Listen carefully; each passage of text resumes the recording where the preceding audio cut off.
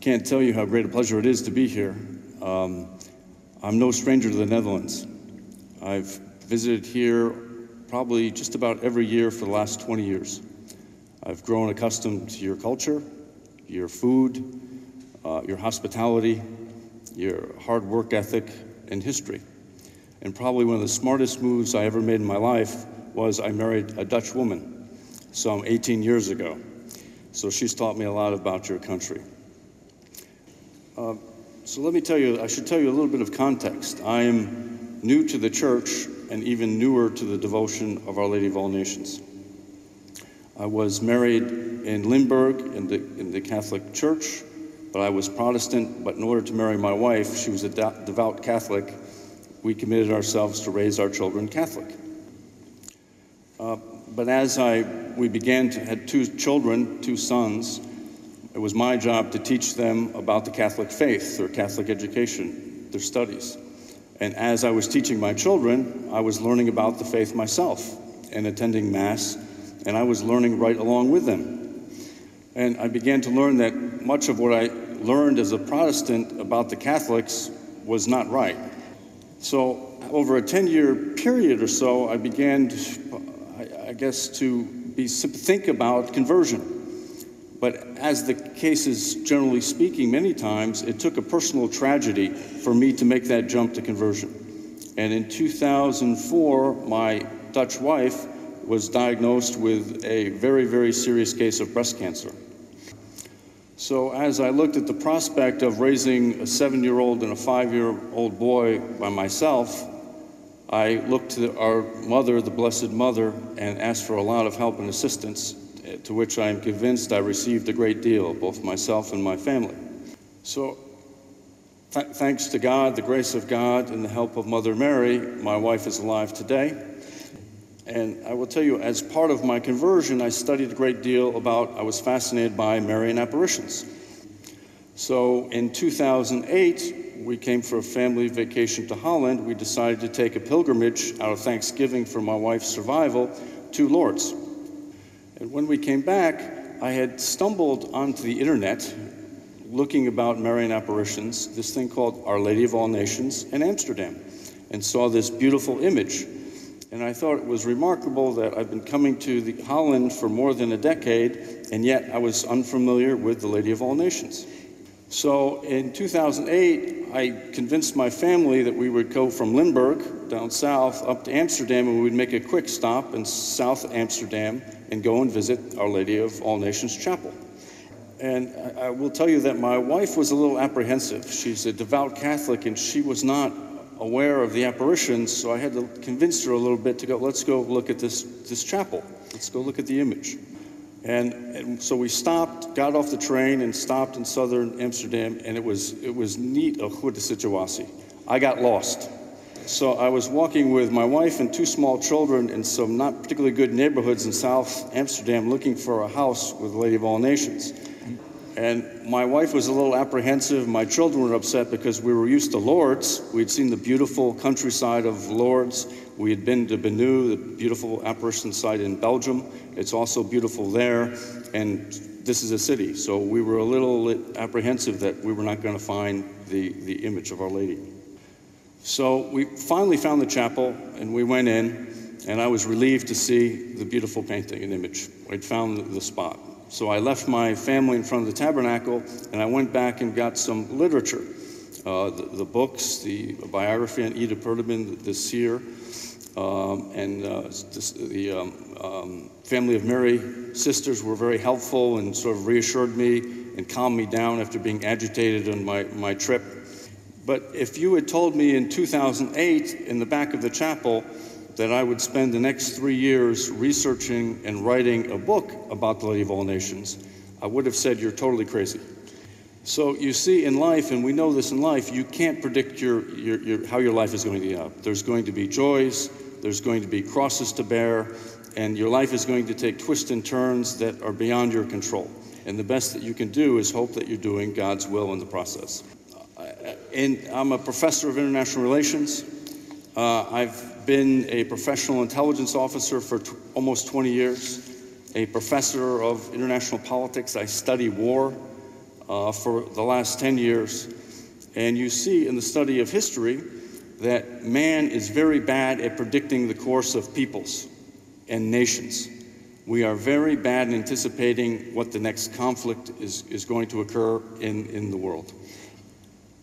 So I became fascinated by the 56 messages from Our Lady of All Nations, because what struck me was that they are loaded, filled with predictions and prophecies about the course of international politics. Many people talk about the prophecies and predictions of Our Lady of Fatima, the beautiful apparition at Fatima, where Our Lady talked about the end of the First World War, the beginning of the Second World War, and the coming threat emerging from Russia to international stability. But what struck me about the messages of Amsterdam is they are much richer, much more extensive, and much more substantive than the messages of Fatima. And the attention to war, Oorlog, in the messages of Amsterdam is quite profound. And even when we say the prayer, we talk specifically about war, which is quite unusual. Normally you don't have prayers of the church talking about specifically Oorlog. Above and beyond this, when you start to analyze, look at the messages in the context of international politics, what's remarkable is a great deal of predictions and prophecies have come to being. So this no doubt contributed to Bishop Punt's, quite frankly, courageous decision to make a decision that this is of supernatural origin to which we're all indebted. Thank you, Your Excellency. Let me say a little bit, before we go into the substance of the messages, let me say a little bit about the difference between prophecy and prediction. Prediction is a statement of what is going to become a reality. So when the Lady of All Nations, in one of her first messages to Ida, said that 5 May will be the liberation of Holland from German occupation during World War II, that's a prediction. It's going to happen. But a prophecy, on the other hand, is a warning that man has to change his behavior, turn to God, otherwise there's going to be severe consequences.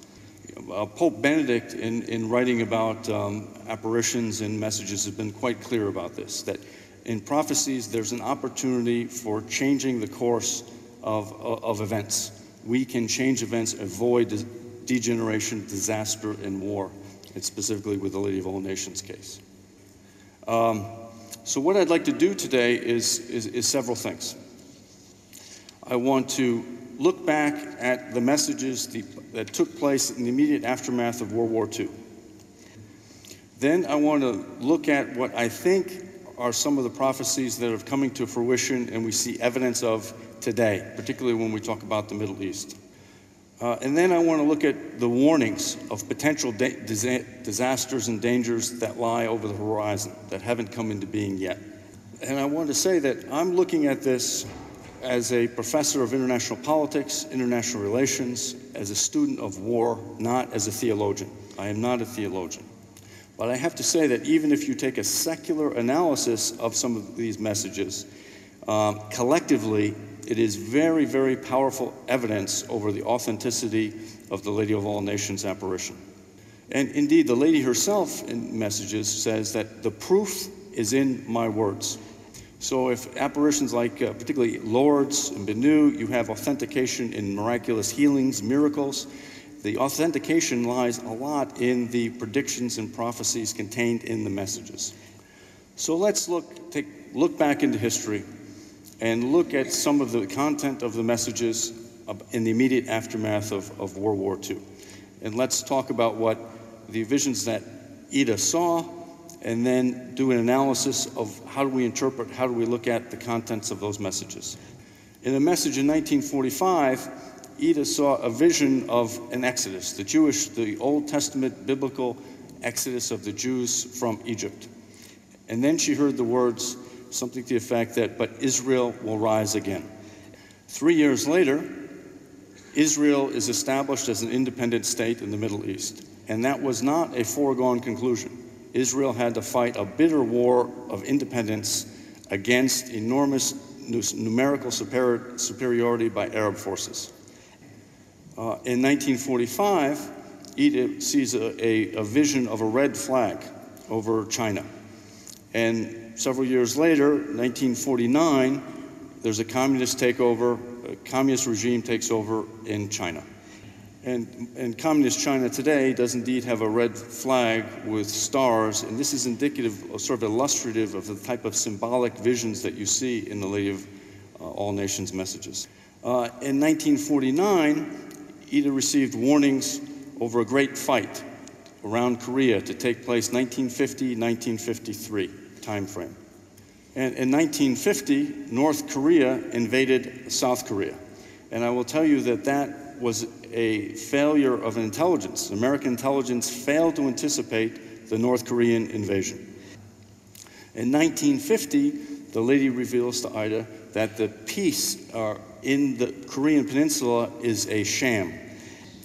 And in 1953, the war, open hostilities ends, but there's never any formal peace treaty. And what we've had since 1953 is a very, very precarious and unstable situation on the Korean Peninsula.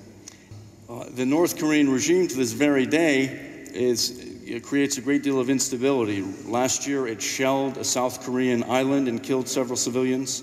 Last year, it torpedoed a South Korean ship, killing over 40 soldiers. And it continues to aid and abet the proliferation of nuclear weapons technology, ballistic missile technology, particularly in the Middle East and other parts of the world, to destabilize international security. So that type of situation is indeed a sham. It's not stability, it's not peace, just as the lady said in Amsterdam in 1950. In 1950, Ida has a vision, an image of this huge explosion taking place from the ground up in Russia. And it scorches the earth and blinds her temporarily. In 1949, just the year before, Russia, Soviet Union, had detonated an atomic bomb.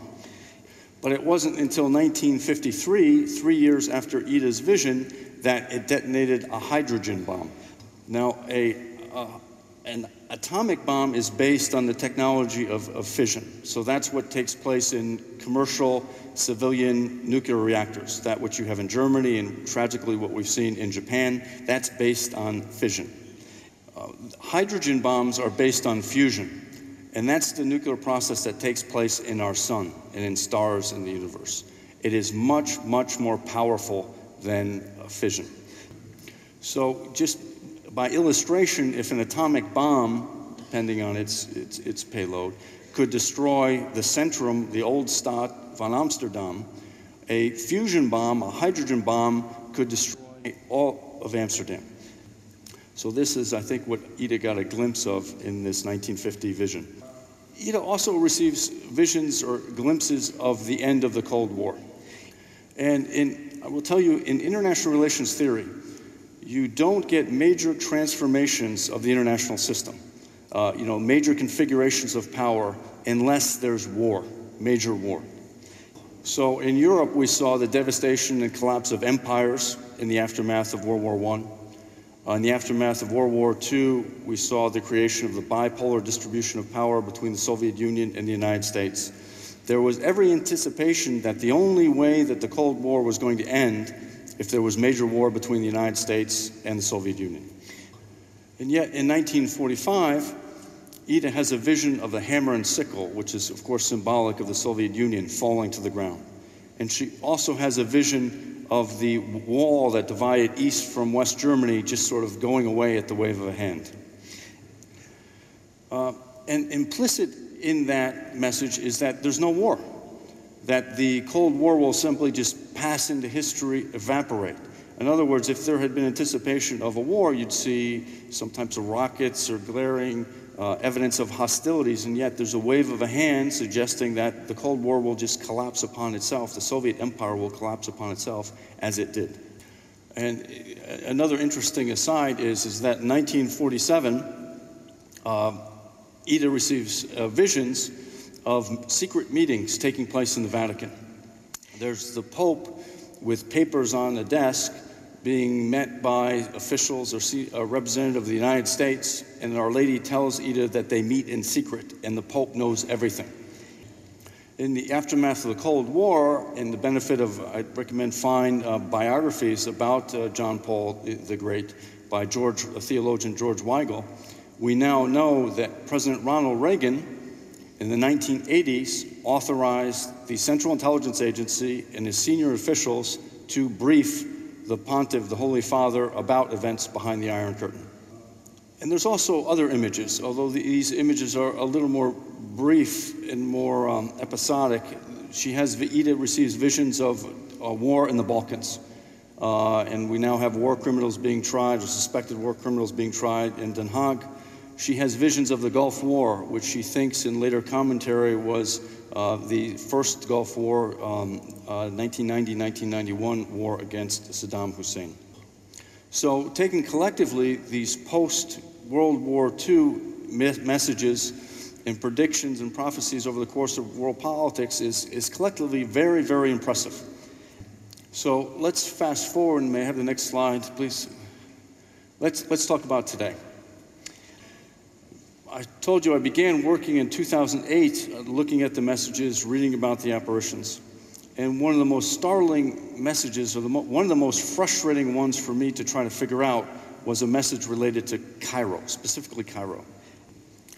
I've been very familiar since the 1980s with the security situation in Egypt. But the lady in 1947 shows an image specifically of Cairo, and Edith says it's as if the world is torn apart, torn in half in Cairo. And yet in 2008, 2009, 2010, I would say nothing is happening in Egypt. It's a repressive regime, but it maintains order. There's a great deal of frustrations. There's a big demographic bulge of young people with poor prospects for employment and for marriage and for families. There's a great deal of frustration, but the regime is maintaining power. And now in this year, 2011, beginning of the year, Egypt has a revolution. In the course of 3 weeks, President Hosni Mubarak is ousted in largely a popular uprising. Now, we in the West, particularly the United States, there is a strong, strong affinity for democracy, and that the ousting of a repressive regime is quite frankly welcomed. It's politically appealing to the United States as well as a good share of Europe. But Our Lady of All Nations messages suggest that this revolution will not be a good thing. It will be destabilizing. So what I have to remind my American colleagues and friends is that just because you get rid of a dictator doesn't immediately equate to the institution of democracy. Democracy requires an educated population, a culture and practice of politics. It requires institutions. And at the last end stages of the process, then you have elections. If you have elections too soon, it can actually be very, very destabilizing. And even within Egypt itself, there is a growing recognition now that the problems of Egypt are systemic and are not going to be corrected just because President Mubarak has been removed. And what you see has been a rather quick reconstitution of the Muslim Brotherhood, and actually a more recent development of what's called Salafists, particularly in the rural areas. These are more of a militant Islamic bent, and the concern is if an militant Islamic regime gets to power, it will remain in power and there will be no more elections. And as this development takes place and transpires, you already begin to see concern that Egypt's foreign policy is changing. There's been a change particularly regarding Israel, and the concern is that Egypt's peace treaty with Israel has been a cornerstone of stability in the Middle East, but a new regime may not support the peace treaty with Israel. And that changes the geopolitics of the entire region.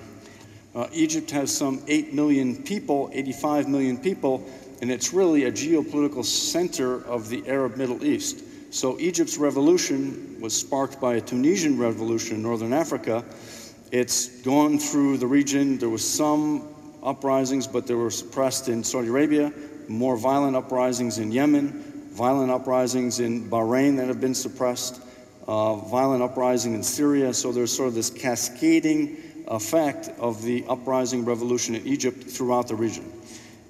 And this, I think, will exacerbate a problem for Europe in particular when you have increased refugee flows coming from the Arab Middle East. It'll increase tension here in Europe. And this kind of gives you a sense of what perhaps the lady meant by the world being torn apart between, and she mentions between East and West. This might be the type of fissure that she's talking about. And also interesting about the message regarding Cairo is Ida says she sees Persians.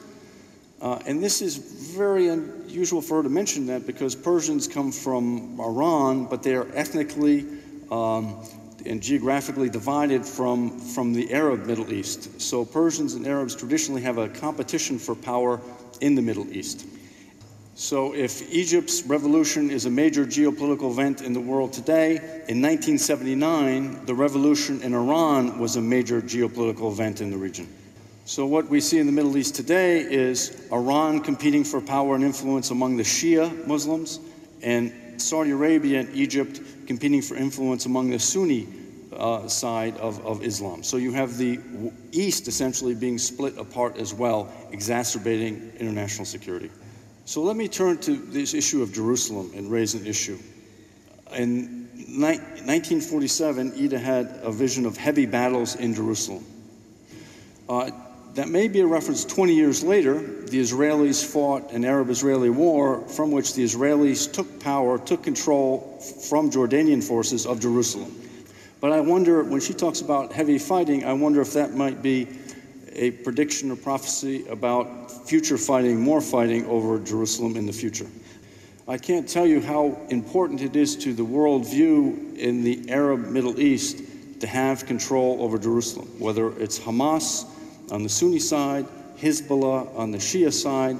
They all, part and parcel of their worldviews is to reconquer Jerusalem for Muslim forces.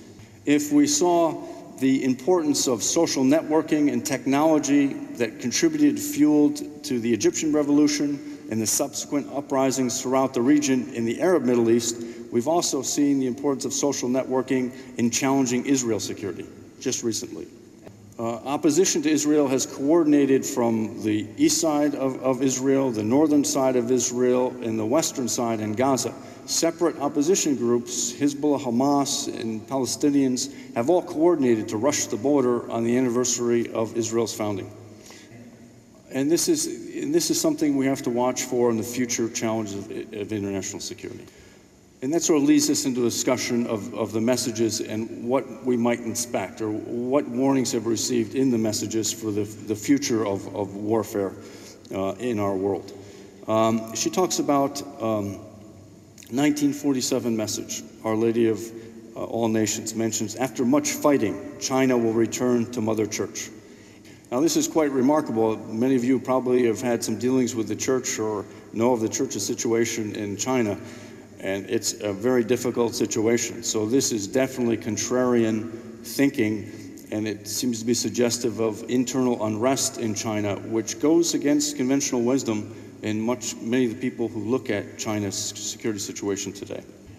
And the Lady of All Nations also told America to take warning over Taiwan.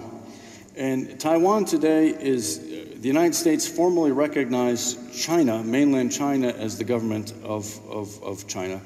And Taiwan, it does not recognize formally as an independent state.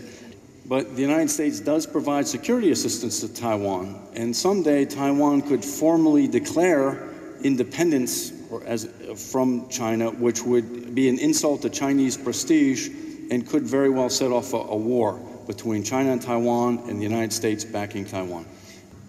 And Ida also received in the messages some very powerful images of the nature of warfare with the use of cruise missiles and ballistic missiles.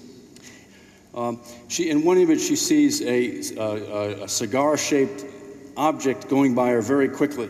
And if you'll see in the middle, that's a picture of an American Tomahawk cruise missile. And cruise missiles that fly horizontally and ballistic missiles that fly in a bell-shaped trajectory are becoming weapons of choice in modern warfare. Another concern in international security is the proliferation of chemical and biological warfare. Chemical warfare is the use of chemicals to kill individuals. We've seen in the history of warfare, we saw widespread use of chemical warfare in World War I. They did not use it in World War II. And more recently, during the Iran-Iraq War, 1980 to 1988, Iran and Iraq both used massive amounts of chemical weapons against one another. And what we see is chemical warfare nerve agents are much more sophisticated than what was used in World War I, and you could get some on your skin and it shuts down your central nervous system. And these are kind of the symptoms that Ida experienced during one vision. She said she was, could not move, felt, was still alive, but could not control herself. That might be indicative of being a victim of a nerve agent. Biological warfare agents, on the other hand, are living organisms, diseases that are cultivated and weaponized to cause diseases in your adversary's population. Now, we've not yet seen the use of biological weapons in a sustained manner in warfare because they're very difficult to control. And they don't, when you give a disease to someone, it takes a while to have an effect on the battlefield. So we've not seen widespread use of biological warfare yet. But in the messages of Amsterdam, she's warning of this. And Ida herself seems to experience a swelling up or bloating of herself that might be a symptom of what's called anthrax, and that's a picture of it on the right-hand side. And that's a weapon of choice in chemical warfare because it's very, very durable disease that can be delivered with ballistic missiles or cruise missiles. We also have warnings or a vision from Ida that she saw deep inside Russia. There was glass facilities where research and development was taking place over chemical weapons, and also underground facilities where people were speaking many languages. And it's very interesting that in 1972, most countries in the world signed a biological weapons convention that committed them to get rid of biological weapons, get rid of research and development of biological weapons. In the late 1980s, there was a Soviet defection, a scientist who defected from the Soviet Union, who came to the West and revealed that the Soviet Union had been lying and cheating and had a very robust and aggressive biological weapons program. After the Cold War, early 1990s, a second Russian defector scientist also said that Russia was continuing research development and a biological warfare program. So the question is this warning about Russia's chemical and biological warfare program of past activities, or is it something that we have to worry about for the future? But let me just quote to you, and this is probably one of the most alarming quotes from the messages, 56 messages of the Lady of All Nations, at least from my perspective. And I worry about this in context of particularly biological warfare. 1955, the lady told Ida, a time of great invention is to come. There will be alarming inventions, such that even your shepherds will be astonished and say, we are at a loss. And she reiterated, I just said, alarming inventions will be made. God allows this, but you peoples, you can see to it that it does not result in disaster. You peoples, I beg you, the lady begs you, hear this well. Never has the Mother of God begged you, so that you do not arrive at alarming things, nations. The lady begs you now. So, again, the lady does not say specifically to watch in connection with this quote, biological weapons, but I worry. At a time where we're modifying genetics, DNA strands, it's entirely, unfortunately, conceivable that there could be modifications, genetic engineering of diseases that could be directed at an adversary in battle, and they could spin out and essentially corrode, affect, destroy human genetic makeup. This, to me, is in line with the lady's begging, her warning, and it's something for us, humanity, to be concerned with. So if we've looked at the messages and what's transpired, messages of post-World War II period, we've looked at the contemporary situation today, what seems to be transpiring as the lady warned, and we've looked at what the warnings could mean for the future of international security in conflict. So let me now turn a little bit and step slightly out of my role as an international relations professor and talk about the implications of this for the devotion to Our Lady of All Nations. And again, I speak as laity. En hier spreek ik als een leek. Dus... First, we have a responsibility to spread the prayer with the image. And the lady said, spread it by modern means. Spread the image by modern means. And I have to say, speaking from my own experience, that's how I discovered the Lady of All Nations. So it's important that we do this with much technological sophistication as possible. I will tell you in terms of the prayer, and this is a personal reaction, I recall reading the prayer for the first time in the messages as the lady wanted, and there's a controversial phrase, who once was Mary, and this has caused a great deal of controversy. And I will tell you, reading it personally, Mary was very important for my conversion, instrumental in my conversion and my protection. So when I saw those words for the first time, who once was married, I was very upset. Yeah, my reaction is, don't take away Mary. You can't take away Mary from me.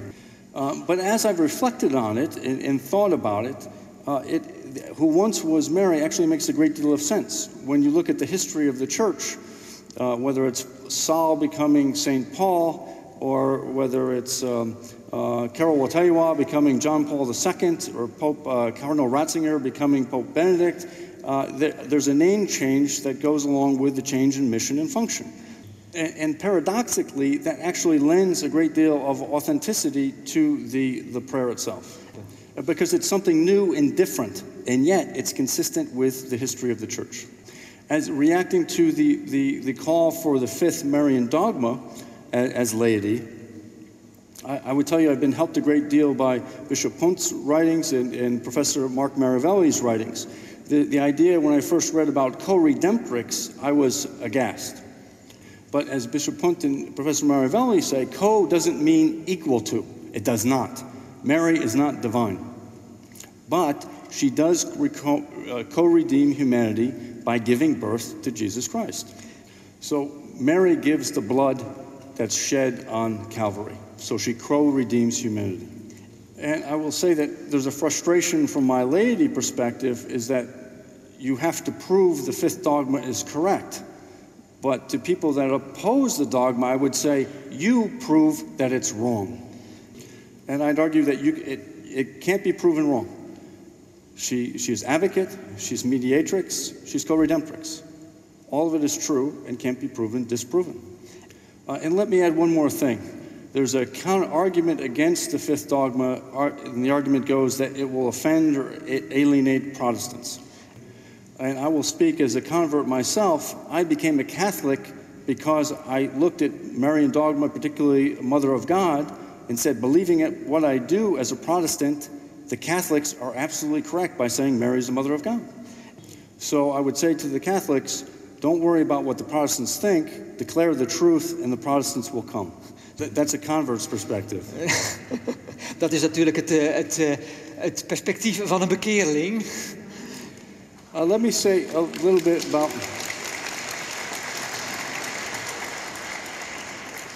the church in Amsterdam. We are also called to have a new church in Amsterdam for the Lady of All Nations. That Our Lady should pick Amsterdam is really quite remarkable, and it makes a great deal of sense, strategic sense. It's a small country, it's seen as a positive influence in the world, and it's a microcosm of all of the peoples of the world. You have 177 people, at least, represented in your streets here in Amsterdam. And the lady wanted to have a new church, I imagine, to signify a new rejuvenation of the Catholic faith and to be a crossroads, a meeting place for all the peoples of the world here in Nederland. And I have to imagine, or I have to believe, that the lady in the 1950s was warning about the decay or dying out of the Catholic faith in Europe.